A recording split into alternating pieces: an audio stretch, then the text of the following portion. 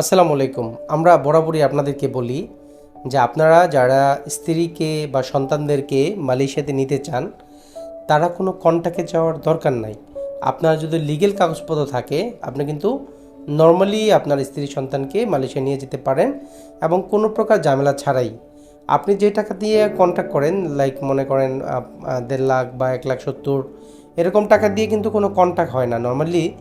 আমরা ট্রাভেল এজেন্সির মালিক যারা আমাদের এক্সপিরিয়েন্সটাকে কাজে লাগিয়ে আপনার ওয়াইফকে বা সন্তানকে পৌঁছে দেই এবং সেই জন্য আমরা অতিরিক্ত কিছু টাকা নেই। এটা স্বাভাবিক বিষয়।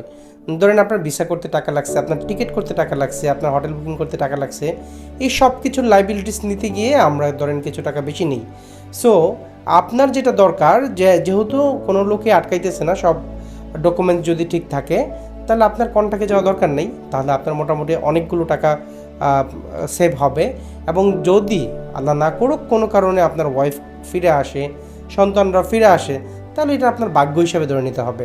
এখন আপনি আপনার ওয়াইফের জন্য কোনো প্রকার রিস্ক নিতে চান না, কোনো দায়িত্ব নিতে চান না। আপনার সন্তান, আপনার স্ত্রী, আপনি কি করেন? দায়িত্ব দেন এজেন্সিকে। স্বাভাবিক, আমার টাকার তো ভাই মায়া আছে। আপনার ওয়াইফের জন্য যদি আমার 1,20,000 টাকা খরচ যায়, মানে যদি কোনো কারণে অ্যাক্সিডেন্টলি ফিরে আসে, যদি এই টাকাটা আমার লস যায়, তাহলে তো আমি অবশ্যই চাবো যে আমার এটার একটা সেফটি সিকিউরিটি এনশিওর করার জন্য।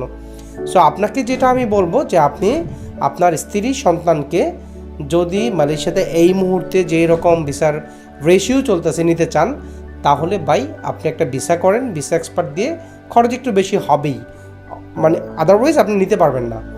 হ্যাঁ, তো তারপরে বাকি প্রসেস আপনি নর্মালি করেন। আপনার টিকিট ধরেন অ্যাজ ইউজুয়াল এখন 45,000 টাকা আছে এবং বাকি যে হোটেল বুকিংটা একটু খরচ নেবে, সব মিলে আপনি 1 লাখ 1,20,30,000 ভিতরে কমপ্লিট।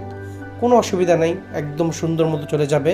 এবং সেম প্রসেসটা কিন্তু আমাকে যদি আপনি দায়িত্ব দেন, আমি আপনার কাছ থেকে আরও কিছু টাকা বেশি নিয়ে করব। কারণ ভাই যদি কোনো কারণে ফিরে আসে, সেই টাকার দায়িত্ব রিস্ক যদি আমার হয়, আমি যদি আবার তাকে আমার টাকা দিয়ে পাঠাইতে হয়, তাহলে তো আমি প্রফিট করবো। As like as insurance. এটা ধরেন আপনি রিস্ক নিতেছেন না, সেই রিস্ক আমি নিতেছি, এই জন্য আমাকে কিছু টাকা বেশি দিতে হইতেছে। সো আপনাকে আমি বলবো যে আপনি খরচ বাঁচাতে এই আপনার ওয়াইফের দায়িত্ব আরেকজনকে, অপরিচিত একজনকে না দিয়ে আপনি নেন, তাহলে খরচ কমবে। Thank you.